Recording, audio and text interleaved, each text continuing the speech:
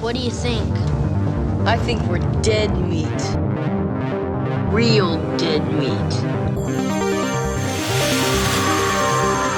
You dead meat! Go ahead and laugh, you guys. If I ever find a little bastards that did this, they're dead meat. Welcome to the Dead Meat Podcast, your horror safe haven. I'm Chelsea. I'm James. We're married and we like to get scared together, and we have an amazing guest today. I'm so excited. It's hilarious. Married and like to get scared together. Well, when we started, we were boyfriend and girlfriend who liked to get scared together. Then we were engaged and we liked to. So it's evolved. Mm-hmm. Oh, that's good. People have gotten to see that happen. When we were talking about doing press for Macabre, I said this is the one thing I wanted to do. So thank you, I'm man. very excited to be here. Yeah, because that just launched yesterday at the time of filming. We did. Yeah, And so Macabre. What's the full name of this? Macabre Spirits. Okay. Yeah. And it's a tequila. Yeah. So we started a year ago. We started a company called Find Familiar Spirits. We build high-end spirit experiences for fandoms. Mm-hmm. We started with a sword and sorcery one called Quest End. That went great. Our second sort of flagship is Macabre Spirits, which is a tequila built for the horror community. And that's in collaboration with Mike Flanagan? It is, yeah. So our whole thing is like the question that we ask is what value do we bring to a community, right? We have to authentically sort of like, instead of it's trading on people's passion, like we're going to sell you like horror things, so we're going to throw a skeleton on a bottle and call it, horror. Yeah. Our first question is what do we bring to a community before we go selling to a community? And so for this, each bottle of Macabre Spirits comes with a short story. And our first short story is Mike Flanagan's. That's so cool. When you said short story, I expected like a 20-page thing. Yeah. When you said it's 80 pages. It's 80, that well, Mike cranked out. It's supposed to be 20 pages. Yeah. We went to Mike and said, hey, can we, anywhere between like 12, 15,000 words. Mm-hmm. And I got a text like sort of in the middle of the night, like, hey, how do you feel about me going over? Oh my God. Yeah. And then we kept getting these updates. Like, I'm at 20,000 words. I'm really loving it. 30,000 words. Are you guys good? And it ended up just under 80,000 words. Jesus. How does he I don't understand. Because they just announced he's doing a Carrie. Yeah, he's miniseries. executive producer of a Carrie series. Is He's doing the Exorcist stuff. a robot? He's still working on the getting the Dark Tower series going. Yeah. Like, I don't understand. It must be a case of like it's like a spigot that he just has to open or else he'll blow. Like the creativity. I think that's right. I mean, I do think that when we did, the way I know Mike is that we sat down at a lunch with a friend of ours named Alon, and we got to know each other. We sat there for like 3 hours, which never happens. Like Hollywood does lunches a lot, but nobody's like, you don't ever actually sit and engage. And we sat there and talked for 3 hours. Hi, babe. Hi. And so, at some point he's like, we're going to work together. And I'm like, don't be a tease. Mm-hmm. I'm very slutty and very into you. And so he called me about 6 months later and said, do you want to come do this part in Life of Chuck? Yeah. And the crazy thing about Life of Chuck, which went on to win the Toronto International Film Festival, you guys have seen it. We saw it. Isn't it beautiful? It's amazing. Yeah, I cried so much. Yeah, you did. Oh yeah, Oh, we wow. cried a lot. Oh, Yeah, that's good. It's incredible. It's so beautiful, and like, it's based on a story written by Stephen King, directed by Mike Flanagan. It's not a horror movie though. It's got that magical realism that King dips into. Yeah. But it's more like a Stand By Me type Stephen King story. Yeah. Or like a Shawshank or Green Mile, where it's not really horror, but you can recognize the King elements in it. Yes, for sure. Yeah. And I think that Mike does an incredible job capturing it. Yeah. And I think the movie's special. Yeah. And you're great in it. I have a very, very tiny part. It's not tiny. It's like a one scene thing, but it's super memorable because he does that with a lot of his cast. Heather's in there for one scene. Heather Langenkamp. And she is also fantastic. She's great. Yeah. And you just get and to have David Eshmelian's in it for one scene. That's right. Yeah. There's a bunch. He does that. Yeah. He's got that collection of people he works with all the time, and I just want to be on that. I just want to be in that gang. Right. Like if you're like, you need a gang tattoo, I'm getting the gang tattoo. But so during that process, I was shocked at how fast he turned it around. He turned around the cut. I mean, he wrote, he directed, he turned around the cut and like, he's like, yeah, I'm working on the final edit. I'm like, what? Yeah. You just finished. Yeah. And his whole thing is he just gets in there and gets after it. And that's what happened with this. He opened the sort of this floodgate and all of this wickedly horrific things poured out onto the page. And we're just lucky to have it. Yeah. And so you said that that's the first story. You plan on having other short stories by other horror authors? Yeah, for sure. Yeah, Cool. So our whole thing is like, so with like Quest End, our first whiskey, each bottle is a different expression of bourbon. Each bottle is a different character class that has a next chapter of an ongoing saga across 16 different drops. Wow. So it's, you're reading along as you go. Is there a bard one? Is there what? A bard one? There is not a bard one yet. Man. It's Paladin, Rogue, Warlock, and now Dragon. Okay. And then the next season we've announced Druid. But the next season we'll have 4 more bottles. Okay. So maybe. Yeah, slip some bard in there, man. I will tell you, there will definitely at some point be a bard. Okay. But I don't know who really wants bard. Who I know you do. But like, but I played a bard. Bards are hard to play. Yeah. I think bards are very different. You're always buffing other people. That's true. There's this weird performance anxiety that the DM's gonna call on you and say, okay, what does that Make up a song song, look like? yeah. It's like, Yeah. Oh yeah. When we you first- put up, what is it? What's the something performance? There's like something. that buffs you all? Yeah. I can't even remember right now. I'm but yeah, kind of when we like first started playing, I was trying to learn ukulele and I would like strum a few notes and like it didn't last long. That's a terrible table choice. Like trying to learn something in the name of a game that's supposed to bring everyone joy. Yeah. Like hold on, guys. I think it's this. Yeah, F. Nope. Hold on. Wait 1 second. Gressel, you'll edit this out later, right? Yeah. He's like, great, thanks. It's been a good. Mike has been like just this beautiful boon in my life. We were watching the movie at the same time Stephen King had just watched the movie for the first time. Yeah. I'm sure King loved it. He loved it. Yeah. He came to the premiere. I think he really loved it. Did you meet him? I did, yeah. At the premiere? Cool. I did. I walked past him and he stopped me. And he was very, very sweet. That's so cool. He's bucket list one for of us. our We've never met him. white whales. He's Yeah, we very want to sweet. meet him. It was funny. I was very intimidated. He literally sat right in front of us. I think he loved the movie, adored the movie. And that night, screening the film in that film festival, the thing that stands out is like there was this silence. There's these act breaks and there's like 10 to 15 seconds of silence. Yeah, with like the title. Card, and you could hear a pin drop in the audience. Yeah. It was crazy. Yeah. God, that's how I still feel talking to Mike, if I'm honest. I'm just like, oh, you're so cool and Yeah. But him and Steven, I feel like have a similar kind of, like earlier you were talking about the idea of just you have to create or else it feels like your head's going to explode. Who's written as much as Stephen King? Yeah, I feel like that's probably why they have such a connection. I think they also have a sense of like a shared humanism, kind of. Like a belief in like the core goodness of people. Yeah. And I think they're both beautiful storytellers. Like everything. I think Stephen King's the first author, and I said this that night when I met him. I was like, "You're the first author I ever chose to read instead of being in school being told what to read." That might be the same case for me because my dad always read him, so we had all the books. And I read him way too early, but that's what I started Christine on, was like the first book I ever read. And I was like, and then Cujo, and like I have this long history of reading Stephen King. Yeah, I remember reading Carrie in high school. That was the first book of his I ever read. And and that's just a good one.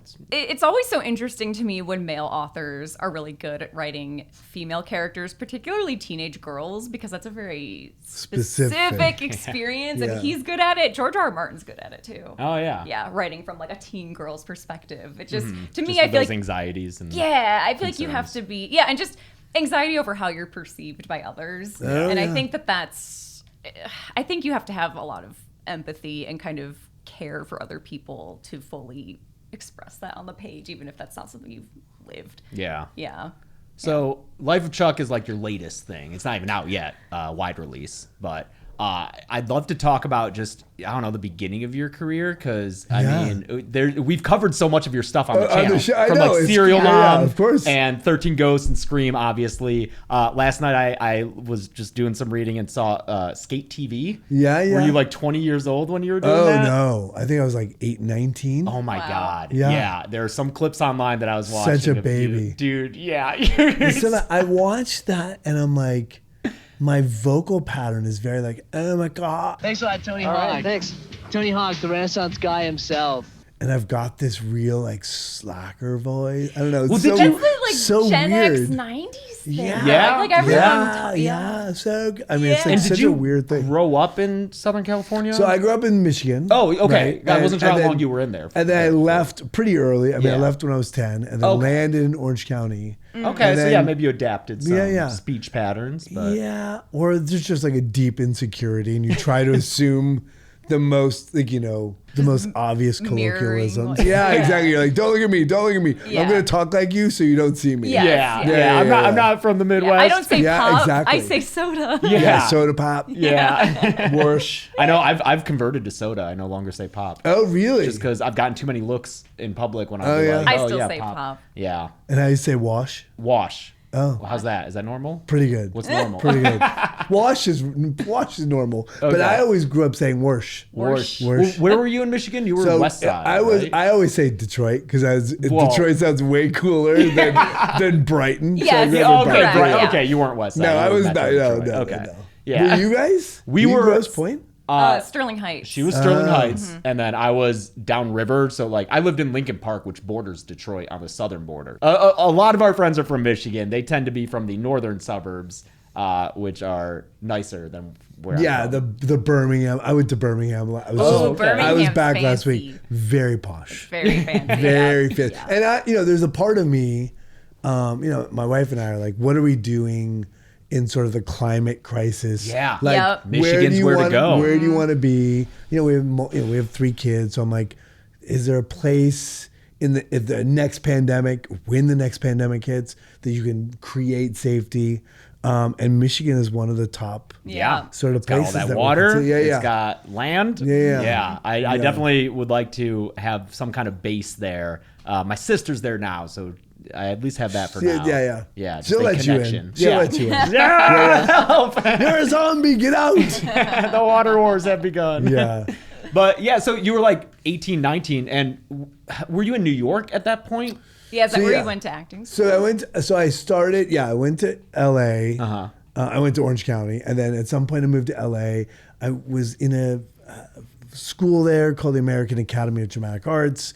I left after a year to start a theater company. That's when I got Skate TV. Which was on Nick, right? It was on Nickelodeon. Yeah, yeah. Nickelodeon. And I had this job on Nickelodeon, and it's so funny. I very clearly remember taking my mom and my dad and my sister to Coco's for breakfast and saying to them it's essential that we go to Disneyland immediately because when the show comes out, I'm going to be so famous. That's I right. am Friends not, thing. That's right. I'm not going to be able to travel amongst For the, Skate TV. the common people of the Dude. world. So we have to go now as a last hurrah. Did Yeah. it work? Did you go to Disneyland?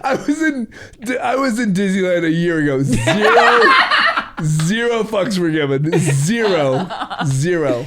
Wait, so your show is on Nickelodeon. You have to have been slimed before, right? That might have been pre-slime. Did I? I I don't just feel think like, I slime. you I don't know? think. No, because I did win a Nickelodeon award for nice. best fart in a movie. Wait, was That's that for for Scooby-Doo? Without a Beard? For Oh, Scooby-Doo, Scooby-Doo. yeah, Okay. yeah. I Okay. figured like Scooby-Doo. if you're gonna get slimed for anything, Yeah. it'd be around the Scooby-Doo kind of. It was, yeah. It was good. That's the dream. Yeah, getting slimed. Do Yes. they even slime I people still anymore? have that award. I mean, I've given away most of the things you get. You're like, Sure. what am I going to do with get a this? lot of stuff. You get a lot of Yeah, yeah. stuff, yeah. But that one I've kept. You still is it I do blimp? have the best fart. Yeah, it says on the blimp, and it's a kaleidoscope when you look through it. It says best so fart in a cool. movie, Matthew Lillard, Scooby-Doo. What an award Like to what get. a That's good fantastic. like getting Yeah. a Nickelodeon award is good enough for it to be that. Is Yeah, Yeah, And that's- an heirloom. Now it's a family Yes. heirloom. Let's go pass it down to my son. He'll be so proud. Yeah. I just love because like I always hear that the Friends cast did that. Like it was like the weekend before the show came out, the cast together went to Vegas Wait, because really? they were like, this will be the last time we can do Oh, this really? because we'll be too famous to do this afterward. I guess if it's a big network. Yeah, thing, like that was a sure. network sitcom Yeah, in That the still 90s. seems But so even then- presumptuous. It is presumptuous, though. yeah. But How there many other is- people have done that? Done that, Yeah, but then yeah. it didn't pan out. They got canceled after half a season. Right, exactly. Yeah. But there is there's a deep hope Yeah. Yeah. that this event will change your life, especially as a young kid. And you're like, I had no idea. I mean, you're sort of like, if I'm on a commercial, that's making it. Yeah. If I'm on a Nickelodeon show, that's making it. Yeah. And to that point, it's so funny. I was just telling the story recently that, I think I did like 10 shows or something, 20 shows or something. And I made like, whatever. I made like probably 10 grand. And I like half of it goes to the government, your agent. I think I made 20 grand. Half of it goes to the agent and your manager, and the government. I think I owed my mom and dad like $5,000. And then I went out and bought like a $4,000 pool table. Oh, Hell yeah, dude. And I literally am living in my mom and dad's house. And I was like, I bought a pool table and I gave it to my dad for Father's Day. Oh. And I really thought I would be, when the show hit, I would be so successful that Yeah. Like, this is just the beginning. $4,000. Like, I'm like, do you know what I mean? Like, Yeah. it was so crazy. It was like I had no concept of what was coming. That time spent on that table, my dad has dementia. I'll never forget that. It's like this weird gift that you don't, in that moment, don't still realize. around, or did it get lost No, in moves? it's now been given away. Okay, yeah.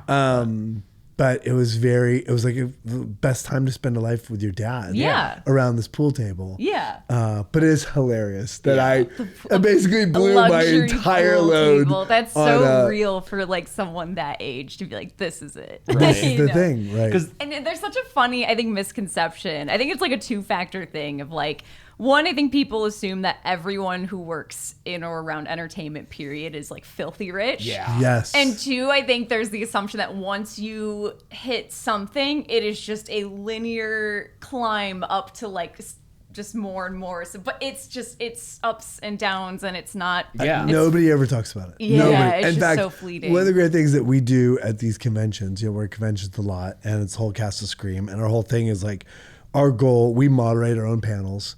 And our goal is we open up to everyone, and you can ask us anything about our lives. And all of us sort of find a way to speak to our truth, which is, it is never straight up. It is always a journey. Scream's a great example. I worked for 4 weeks.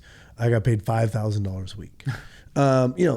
Taxes and agent and manager and lawyer, I probably cleared like $7,000. I don't think I worked for another 6 months after that. Yeah, exactly. So and you're waiting like, for it to be edited and come out I did the job. Yeah, I mean, you're just, and that story is not original. I mean, that's every young actor, like everyone you see on these shows, these corporations that run Hollywood, which is what they are, they are looking to get the biggest return for their buck. So they are paying you nothing because they know the supply and demand is you'll take that job. The reality is that it's brutal out there. If you were making $7,000 a week, that would be a great job. Yeah. That's not what's happening. Right. And it's a wild and arduous ride. Yeah, I saw a lot of that sentiment during the strikes last year. Because, SAG went on strike, and then I saw a lot of comments like on our videos and elsewhere on the internet, people being like, what do these rich actors have to complain about? Like, why should we care about what all these millionaires think about? It's like the percentage of actors who are like rich and millionaires and steadily working is so tiny. I forget what the statistic is for SAG, or the percentage who like don't even make enough to qualify for the union. It's literally less than 3% that make above the poverty line. Yeah. So that's nuts. That's that's crazy. And look, and the reality is that when you get paid great. Yeah. Scooby-Doo 2 was a knockout for our family. And Scooby-Doo 2, without Scooby-Doo 2, I wouldn't be here still. I would have had to left the business and gone back to Michigan and started teaching or become a like whatever. Like there's so many actors that end up you never see again, not because they're not good actors, not because people don't like them, because at some point they have to like succumb to the pressure of going to feed their family. Yeah. And when you have family on the line, you're like, okay, what's my answer? Like, how do I solve the riddle of feeding my kids? Yeah. We've talked about like the ups and downs, and like you said earlier with like Skate TV, how you hope that it's a big moment that'll change your life. And I feel like you actually have had a couple of those throughout your career. I'm assuming Scream obviously was one that really like blew up for you. Yeah, not really. I mean, out of that movie, you have Nev Campbell, you have Wes Craven, obviously the star of the whole thing is like, everyone sort of loved Wes. The franchise was enormous. Skeet blew up. Everyone loved Jamie in that moment. Yeah, he was very popular. David Arquette had a huge swing. I didn't really garner a bunch of offers. Look, it's added to my legacy as an actor now at 54 years old. I did that when I was 25 or whatever. So there's definitely there's weight on that part for me in my career. But in that moment, it did not open doors. Oh, interesting. And so, I was left sort of going like, oh, what now? What? I mean, if that didn't do it, if Skate TV didn't do it, like, what is going to happen, and how am I going to get through? So then Scooby-Doo has to have been a big one for you. Scooby-Doo, yeah. I mean, at some point I started to work. I did a couple of movies for Warner Brothers. Like I did She's All That. I did, which wasn't Warner Brothers, but Freddie got me that job. He and I did Wing Commander, Summer Catch. So there's a bunch of like movies, but again, like the fourth guy on the call sheet or the third guy on the call sheet, like always sort of the best friend. And that was good. Like, I'm not complaining. That was a great run. We got to buy a house. Like that felt like I was always going to go on 13 Ghosts in there too? 13 Ghosts in there. Yeah. Warner Brothers. Yeah. And so you're like, look, that was work. That was great acting. Yeah. In terms of like trajectory. And then Scooby-Doo came along, and Scooby-Doo 1 was good, and Scooby-Doo 2 was incredible. So. Yeah. And then I know that you like obviously stuck with Shaggy for so long and ended up voicing him for a lot of like the 2010s. But I feel like for a while there, that was like primarily what you were doing. And then would you say that like, because I've seen you say somewhere that like you're in like a renaissance of your career, and it feels like it for sure. It does a little bit. Do you think that started with maybe Twin Peaks when you came back, or was that more under the radar? Again, that's like such a random tiny part. Okay. Right? And the Descendants. So I didn't work for a long time. Descendants, I just watched that scene with you and Clooney last night. It's such a great movie. The movie's incredible. It is, yeah. But I think that there was a long stretch where I've talked about this a lot, but I basically wasn't working. I got offered Dancing with the Stars. I was like, should I take Dancing with? Yeah. And I was at a point in my life where I was so desperate for work, right? So much of who you are, who I am as a person was identified with the work I was doing. Yeah. I was an actor in junior high school. I was an actor in high school. I was an actor in college. I was then a professional actor. And like all of a sudden when that work starts drying up, you're like, oh, I don't really, if I'm not on a set, what am I? What am I doing? And I'll never forget my agent, Chris Schmidt, who I adore to this day, called me up one day and it's like, you have to stop calling me twice a day. And why don't you go volunteer and do something? And my response was, I can't volunteer because I feel so insecure that I have I can't give to other people, which is so funny because now I'm like, oh God, that's such a horrible answer. Because if I just stopped focusing on it, if I just found other things to do, if I just filled my life with like other aspects of work or other aspects of life and just forgot about the business, I would have been fine. Yeah. But it's a really hard thing to understand when you're young and sort of defined by your work. Yes, that's so real. Like, getting into voice acting, I've hit a point where I'm like, I feel a bit more secure in, what I'm doing with it, and it's great. But you do go through a point starting something like that where it is all you can think about, and you feel like my sense of worth is tied to like, can I do this? And will I book? And that's something that you start to see even in the community that surrounds you, other actors and stuff. And it all just becomes like, this is the only thing we talk about. Yeah. It's the only thing and then that reflects, like, people sense that. And and it keeps you from getting work. I teach all the time, like in this moment of like, well, what am I going to do? We sold our house. We sort of changed the way we lived our life. Because I was living, at that point, I thought I was the shit. Yeah. So we had a fancy house. There's no going down from that. I was like, I'm killing it. Yeah. Right. And I was killing it for so long, even though I wasn't making a crap ton of money, I was working. So I felt like I was the man. But I was like, whatever, I was completely expendable. There might not be a reason, but do you have any idea of why like work kind of slowed down for you for a bit? Was it just like the age that you had become and compared to the roles that you had been known for maybe? Look, I was a boy. and I had to grow into a man, right? I was like this little lithe, cute little thing running around chewing scenery. Yeah. And then, doing Scooby was the first movie was a hit. The second movie wasn't. And, I think people were like, oh, okay, we're good. Yeah. You lose that sort of street credibility. My whole thing is like, I was like, I did SLC Punk. I did all these sort of like really cool movies, like The Curve and Scream, and all of a sudden I'd been doing a collection of like sort of Hollywood cheesy films. She's like all that Without a Paddle. without a without a paddle. Like all these sort of like blockbuster near misses, whatever. I mean, at some point you're like, I wasn't at a place to sort of rationalize it in the moment. Yeah. Right. It was just felt horrible, and I knew I was sinking, and and then I started teaching. That's what we're talking about. I started teaching, and in the teaching, like sort of like trying to explain that it's how you survive the ebbs and flows. It's like how do you endure that sort of insecurity is really hard.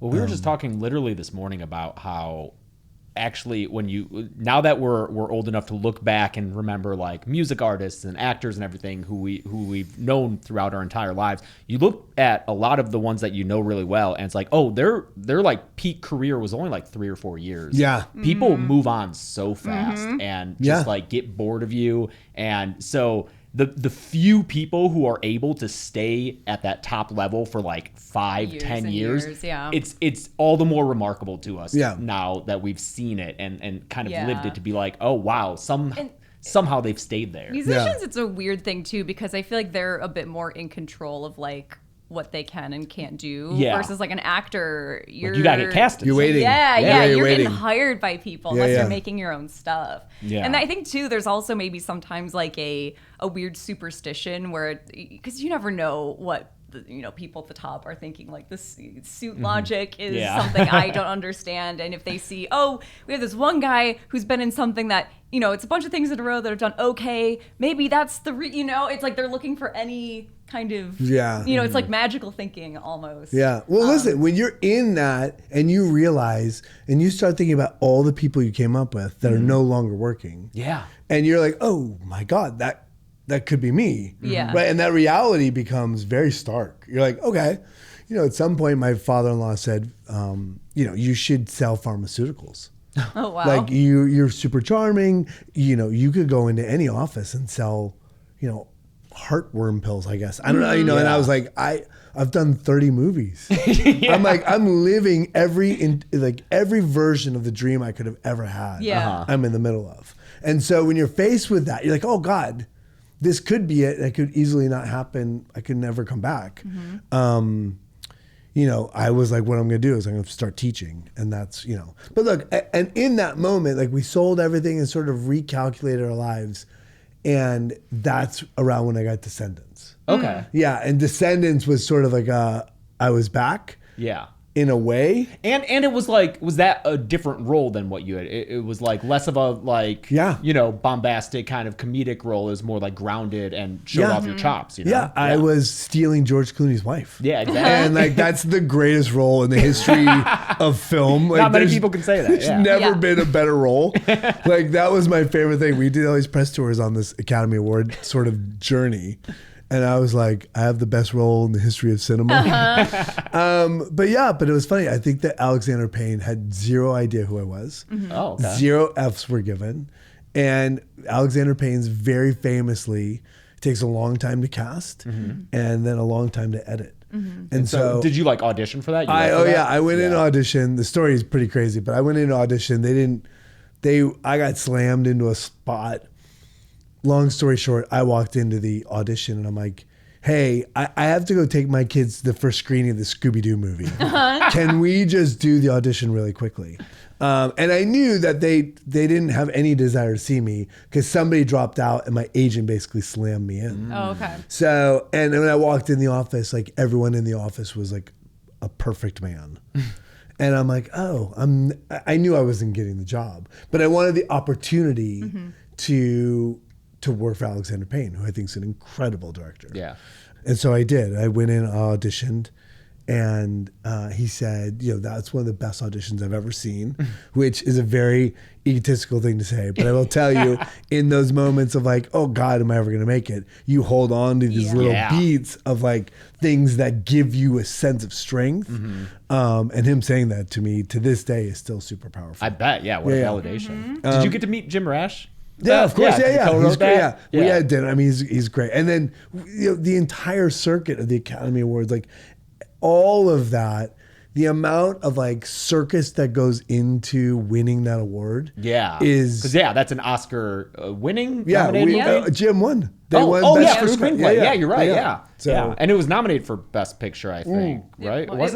Yeah. It was. And then George is nominated, and there's a bunch. Yeah.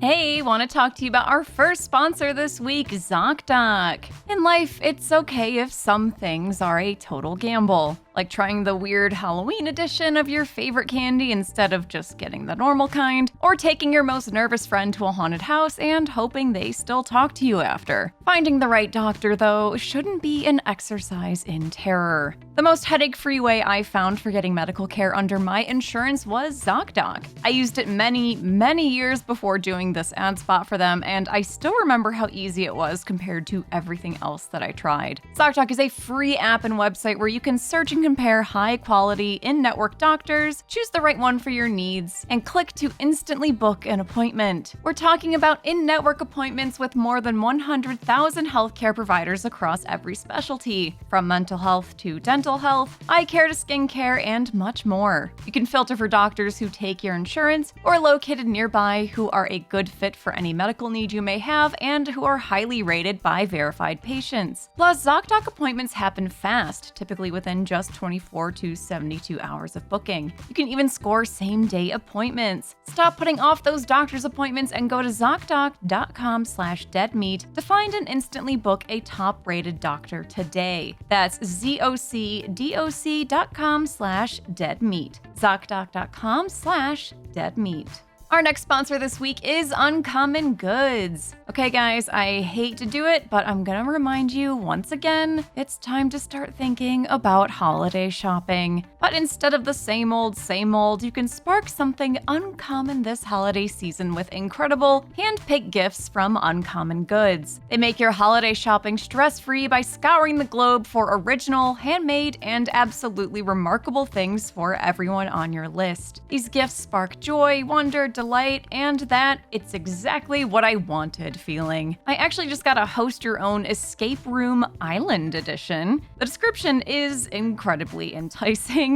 Do you and your team have what it takes to save Earth's last bee colony and escape an active volcano? I sure hope so. I was gonna pick a more murder-based mystery, but saving bees sounds pretty exciting, and the design of this escape room is really pleasant to look at. When you shop at Uncommon Goods, you're supporting artists and small independent businesses. Many of their handcrafted products are made in small batches, so shop now before they sell out this holiday season. And with every purchase you make at Uncommon Goods, they give back $1 to a nonprofit partner of your choice. They've donated more than $3 million to date. To get 15% off your next gift, go to uncommongoods.com/deadmeat. That's uncommongoods.com/deadmeat for 15% off. Don't miss out on this limited time offer. Uncommon Goods, we're all out of the ordinary.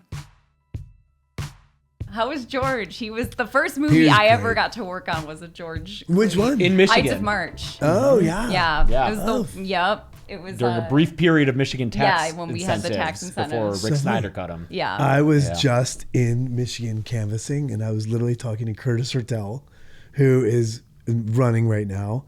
And they're desperately going to try to bring that back. Oh, the film incentives? Yeah. Which is great. That'd be great. That'd be great. Because we both got so much experience during. I mean, because it was when we were in college in film school that those were going on, And then it was like my senior year, your junior year, that Snyder was elected, and first thing he did was get rid of him. And then I think that's when production moved all down to Georgia. Yeah, and that Peach started showing up everywhere. And then, it was like it could have been a Mitten. It could have happened. By the way, and you could see, because I was working there around that time. I did a movie there in Michigan, and you could see the entire industry expanding. Yeah, and like Scream all these kids, Scream 4 came, Ann Arbor. So you talk about like just the little things that you hang on to. And I remember like that movie. I got like he let me sit in Video Village. Directors, you don't get to do that. Like if you're a production assistant, people don't let you do that. But I got to do it for like a scene. Like it was a couple minutes, just like, hey, come see this. It's cool. That's so awesome. He's really that's nice. Good. Yeah, he's a good I always dude. have like fond feelings for him. He's I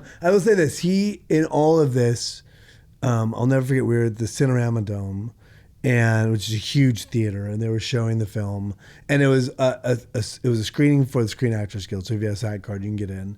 And we did Q&A afterwards, and he was signing autographs, and it was 40 people deep surrounding him, and he had a security guard, like he always has a team. And I literally said to him, I was like, I signed autographs for like an hour, and he was still 2 hours to go. And I was like, do you want me to stay and to make sure you're good?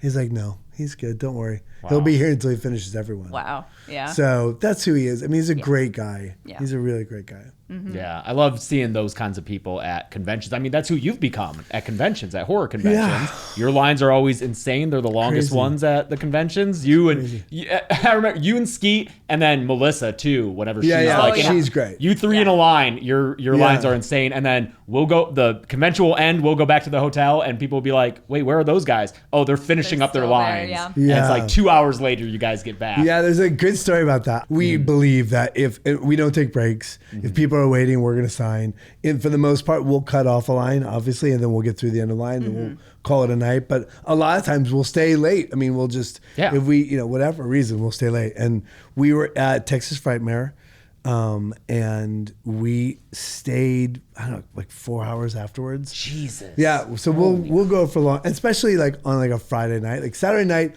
a lot of times we'll go out and have dinner and like enjoy the moment. Yeah. But on a Friday or Sunday night, we'll stay late. Yeah. And so anyways, I was doing Five Nights at Freddy's, and Scott, who's the game creator and the executive producer, was like, hey, will you sign this photo for me? And he's like, you kind of owe it to my nanny. And I was like, why do I owe it to your nanny? He's like, well, we were in the casting process for William Afton, and your name came up, and we're at the kitchen table, and I was going down the list, and your name was said, and my nanny from the other room said, oh, that guy, Matthew Lillard, just signed autographs for 4 hours after the con closed for people. And Scott was like, oh, that's my guy. Yeah. Wow. That makes sense though, because the fan culture for Five Nights is so intense. So intense. And that totally makes sense that he would want someone who can engage with that and understands how to engage with that, Yeah. And it was great. I mean, listen, it's been so exciting to be a part of this, whole new sort of season of my life that has this incredible franchise that the kids love. I love the fans. And it's like this really lovely relationship. Yeah, I mean, I told you this. I feel like the first time we really got to talk was at that holiday party last year. Oh, yeah, we got to talk to you and your wife. Yeah. It was awesome. And I remember telling you then that, like, it is amazing that you've had 3 roles that resonate so strongly with so many people, because most actors don't even get one of those. But the Scream fandom is so intense. And your character, maybe not at the time as you intonate, but like Stu is definitely a fan favorite now. And then Scooby-Doo, I've seen you do Shaggy for little kids, and like their brains melt out of happiness.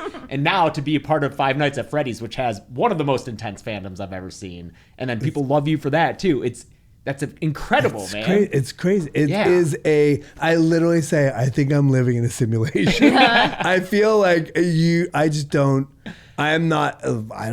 is luck, right? It's pure luck. It's not pure luck. Luck is always a factor. It is. There's all these other actors trying and not getting a chance. But But to like Summer Catch didn't have that. Like the idea that I've got these 3 franchises, Sure, right, and that I got to play a part in. Like it could have been any other franchise. Like there's a million franchises I could have been in that nobody cares about. Yeah. Other ones that people thought were sure bets. And Exactly. Yeah, Exactly. So listen, I mean, you know, look, that's the real gift in all of these franchises is that I'm still relevant after all these years, that we avoided that huge pothole of never coming back, but that you have impact, that you can make impact on people's lives. I mean, the thing about doing these conventions is that you have an opportunity to see a kid in line, right? And my whole thing is like, the transaction is so quick.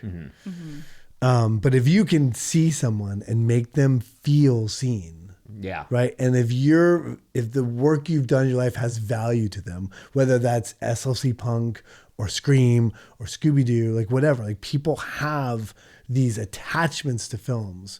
And if you can make them feel seen and then celebrate that moment for them or this interaction, like you can save a kid's life. Yeah. Right. There's a kid out there that needs that. And you can just make people feel loved in seconds. Yeah, we say it all the time that we go to these conventions and we're meeting, you know, hundreds of people, and it's quick interactions for us, but for them, it's their one time meeting us. You know, it's their one time. They've maybe traveled there, they've paid the money to go there, they've waited in line. So like you have to make that moment special for each and every one of those people. Because you have to think about it from their perspective. It's not just like a conveyor belt. But I think that is not the norm. Yeah. I think that the norm is to transact. Sure. Thank you. I think that's it's a one-way transaction I'm taking from you, right? I mean, there's very famous people in this industry that literally will not look up and sign and give. Yeah. And I just think it's gross. It's insane. Yeah. I think it's gross. Fun. Like that's a long, boring day where I feel like you would feel like a robot. As opposed to like making these like, however fleeting, but real connections of like, oh, where are you from? What do you like? Like, why are you here? And it's fun to have those little interactions. I used to start with like a series of questions. How far? Yeah, and I would be there like 4 to 5 minutes with someone. Yeah. And you know, and all of a sudden your like line is like crazy. Yeah. So anyways, but it's a gift.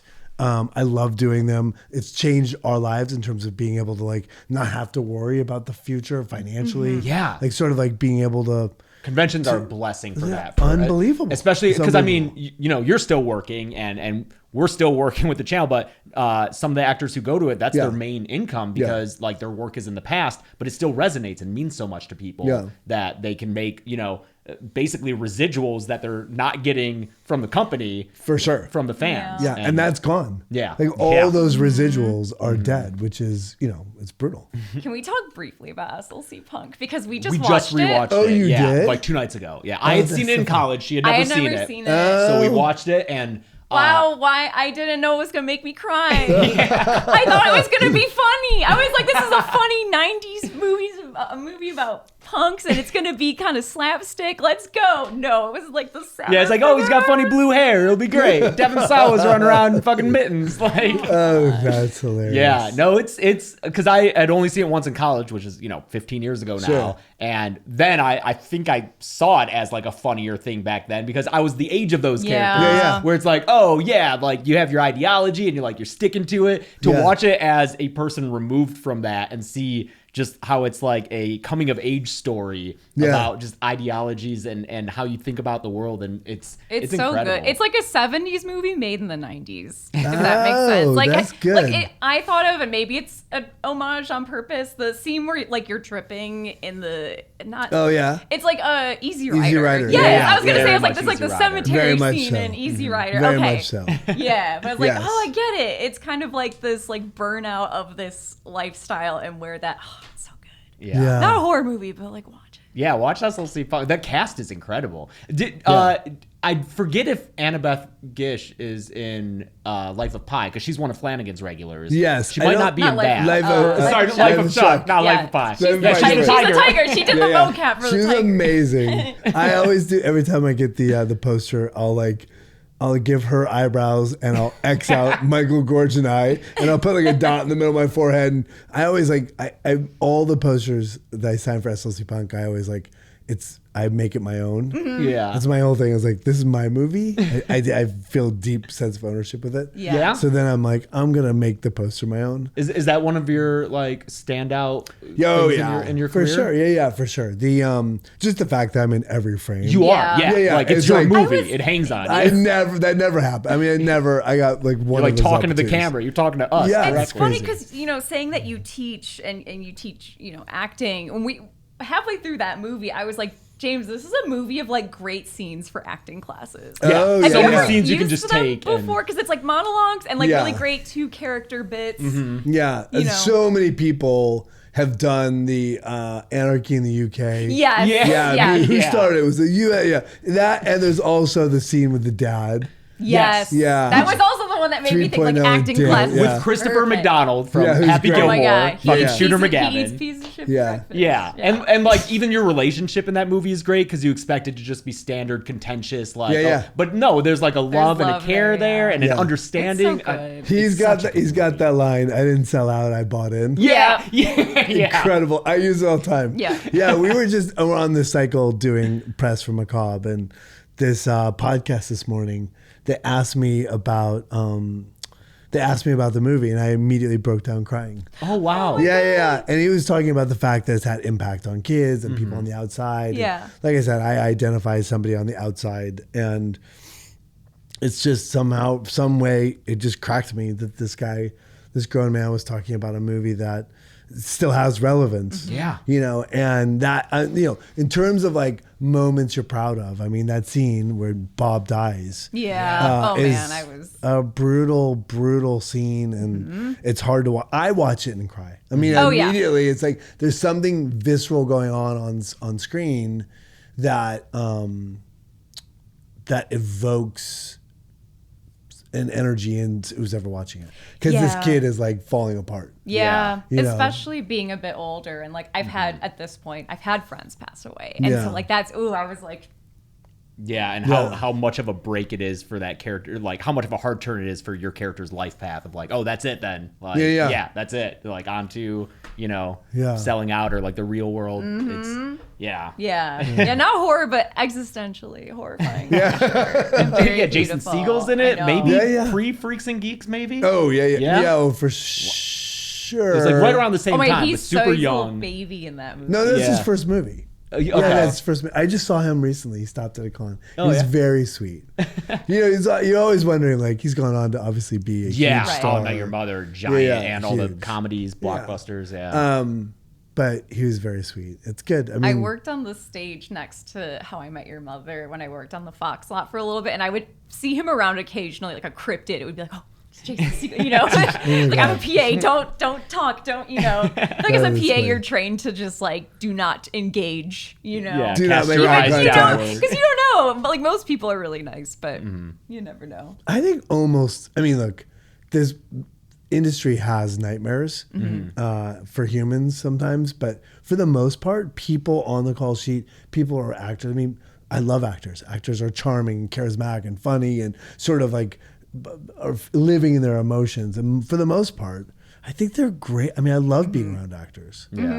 So I'm shocked when I hear negative story about actors. It's also just like, why? What reason do you have to be a dick to anyone? You're acting like you're living the dream. Exactly. Like even though we've talked about the hardships and the ups and downs, but like still your job is acting. It's pretty cool. It's pretty cool. Yeah. And for the most part, they're good people. Yeah, you also got to be Christina Hendricks' husband. I did. That's in is it Good Girls was the name of the show? Yeah, which it had at least 3 seasons, right? I think we did 4. That's a great success for a TV show. Yeah, it was good, and we should have done more, but something fell apart. I mean, it sort of fell apart. But that show was, I mean, it was down the street from my house. Oh wow! Nice. I was a job when the thing is, again, that was one of those times where I wasn't making money. Along comes a television job, not a lot of money, but it was a steady job. Yeah.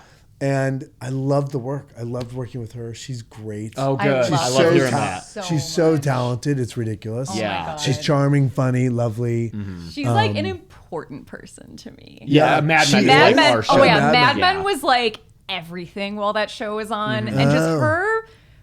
I don't know, just her performance and just the way that she carries herself and just, I don't know. I just needed her in that moment in my life as like, I'm in college, I'm starting to become an adult, but I feel like a weird kind of like baby deer where like I don't quite have, everything figured out. And she just, I don't know, what a cool one of our role model. One of our like earliest interactions was at a Mad Men themed party in college where you were looking pretty Joan and like I was dressed. Yeah, and then I had like the Draper suit on and everything. Oh, like, that's funny.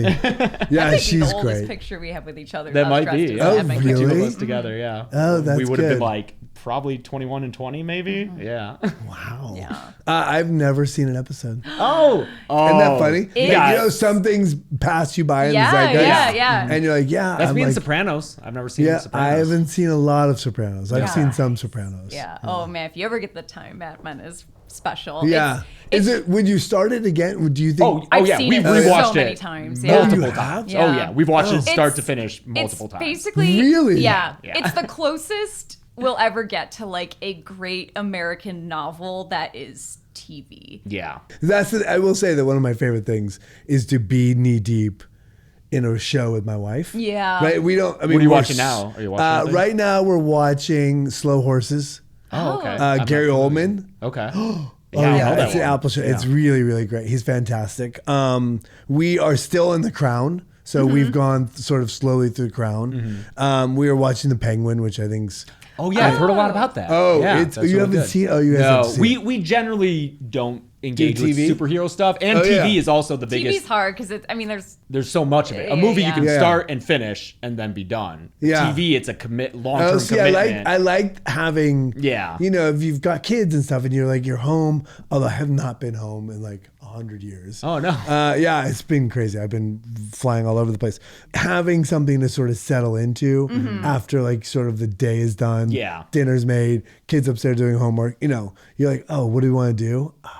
we be did together. The Boys. That was Oh, the yeah. last Love one that The we did. I like The Boys. Yeah. I like The Boys. yeah. And then Severance. which is coming back in January. Brilliant. So Brilliant. good. Yeah. So It's good. so good. It's so good. But then for a while, our like end of day wind down thing was there's a series on YouTube that goes weekly through World War II from the start of it, and it's like this is what happened in this week of World War II, And it's like, Really? it's like it's just like little day 12-minute by day. videos of like, and so you The get to live it in real time started- basically. It just Wow. ended what like a. It just ended a couple of months ago after a 5-year run because that's the length Length of of World World War War II. II, yeah. And so it's really entertaining. Wow. yeah. Yeah. Entertaining? It's It's informative. educational. It's educational. Lots insightful. of maps. Like Yeah. if you don't like yeah. listening to a guy talk about like battle stats. Yeah. and Yeah, yeah. It's Like we just finished the whole like Russia-Finland Russia thing. and That went on for Finland. fucking ever. oh man, We're watching it, yeah, but- that story arc was crazy. Yeah, dude. I'm glad they wrapped up that plot line Yeah, though. I'm yeah. ready to It do was something. going on for a little bit. Yeah.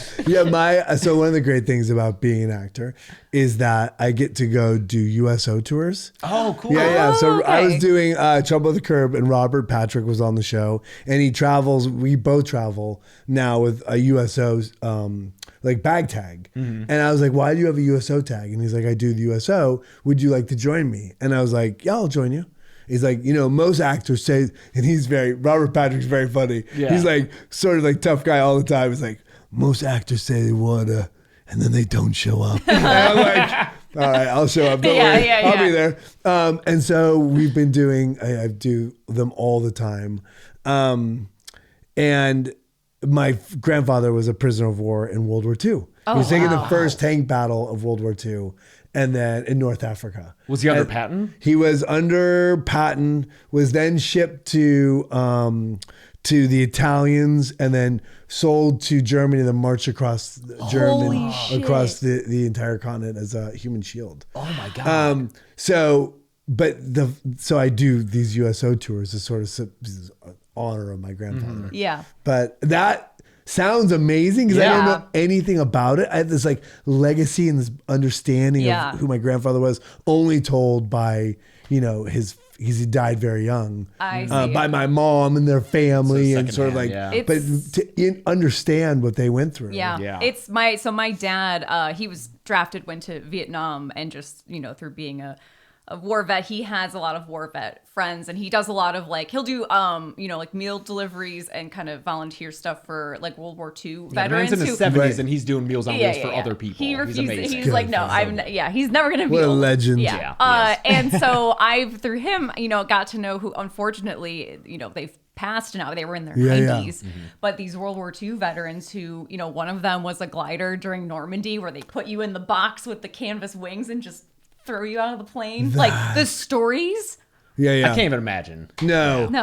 We live the cushiest lives. Yeah. Let's hope it stays that way. Yeah. Because there's Ukrainians right now. Who are like, just not like, a given. Yeah, just like those kids. Yeah. That It's are doing so the same crazy. Thing. Yeah. Boy, we really brought the pod down again. We did it again. We went down. Now we're talking about World War II and Ukraine. Hey, man, ebbs and flows. Ebbs and flows. Well, dude, thank you so much for coming by here and chatting and spending your time with us. It's nice because, we've interacted at conventions and at that party, but, this is the longest we've gotten to, just sit down and hang out and not just playing cornhole in the hotel lobby like we did. So good. We literally have our cornhole boards. I saw you guys at Abigail too, right? Weren't you guys at Abigail? Yes, that's right. Oh yeah, because we were talking about Dan Stevens. We were talking about Downton Abbey and because you like period incredible, pieces. Another incredible show. You clearly I see what you. Oh my god, we could have gone on a whole tangent about costume dramas. That Abigail is so good. It's so fun. Yeah. Do fans like it? Yes, I would say generally yes. Generally. Yeah. I mean, you're never going to have a unanimous opinion anymore about anything. Everything comes out, gets great reviews, and then a backlash of that was overrated. And then people get weird about everything. Yeah. There can never be a chill conversation I would say about generally movies anymore. Oh, really? Everyone goes ballistic? I think we're just so steeped in fan I culture. see all of it. I see all the comments. It's just like... And it's on Twitter. Are you guys on Twitter? Like, where are you Twitter, seeing YouTube, Reddit, on the YouTube? All of it. Yeah. Oh, yeah. That's a lot. It's a lot. There's a lot swimming around You guys are catching... Yeah. You guys are catching a lot of it. Yeah. That's terrifying. I could never do what you guys are doing. Yeah. Well, all I know is that everyone always speaks highly of you. Oh, that's good. I see. So you have nothing. God bless your faces. I love you all. Everyone did I do enough, Molly? Did I do enough? Molly loves you. Molly loved it. Great. So if you're of legal drinking age, check out Macabre Spirits. Yes. Get a Mike Flanagan short story, middle length story. It sounds like. Oh yeah. It's good. And when you read it, you'll be like, this is effed up. Cool. Great. Yeah, Mike Flanagan is a monster. He's the nicest man in the world, and yet he's a monster. He gets it all out. Yeah, exactly. God, he is purged. He's clean now because yuck. Yeah. Well, great. Awesome. Well, thank you guys. I appreciate it. Yeah, thanks a lot. That'll be it for the October episodes. We're back to one every other week in November. I can sleep now. Yes. But until next time, I'm James. I'm Chelsea. That's Matthew. It's Matthew. And thank you, Fiona, for Fiona behind the table. Steph Gressel. Yeah. Thank you, Fiona. Maiden voyage. And this has been the Dead Meat Podcast.